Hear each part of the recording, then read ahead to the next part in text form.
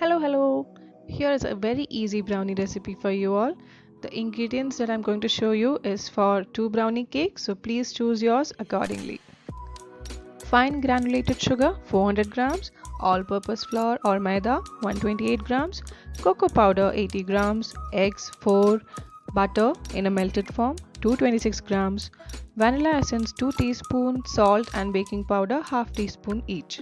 Optionally, you could also add some chocolate chips. Take the sugar in a large bowl and using a sieve, sift all the dry ingredients into the sugar and then give it a good mix with a hand whisk.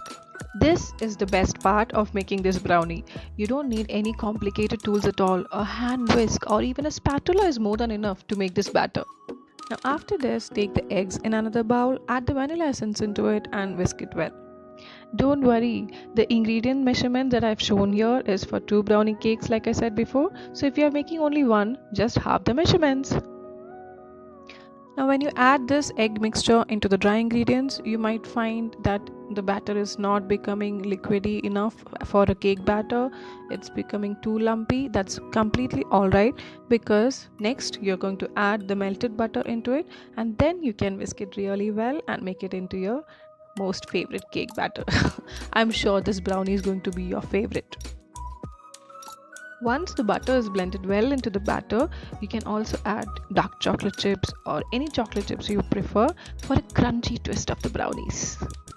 Or else you could add the dark chocolate chips on top of the batter once you have put that in the cake pans. I completely forgot to add the dark chocolate chips at first, and later on I added it while it had already started baking.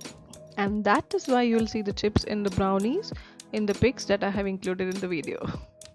Now one of these cake pans goes into a preheated oven and bake at 175 degrees Celsius for 30 to 45 minutes, depends on each oven. Now for the gas stove version, heat a kadai or a big wok over a high flame for about 2 to 3 minutes with a cooker stand like this inside it and with the lid on. Then place the cake pan on top of the cooker stand so that it does not touch the bottom of the pan, and then cover it again with the lid and bake it for about 30 minutes. Do a toothpick test for both the versions after about 25 to 30 minutes so that you would know exactly how much time it requires. Also, if you have not checked out my baking tips video yet, the link is given below in the description. Thank you so much for watching. Please subscribe to my channel and click on the bell icon for more updates. Bye bye.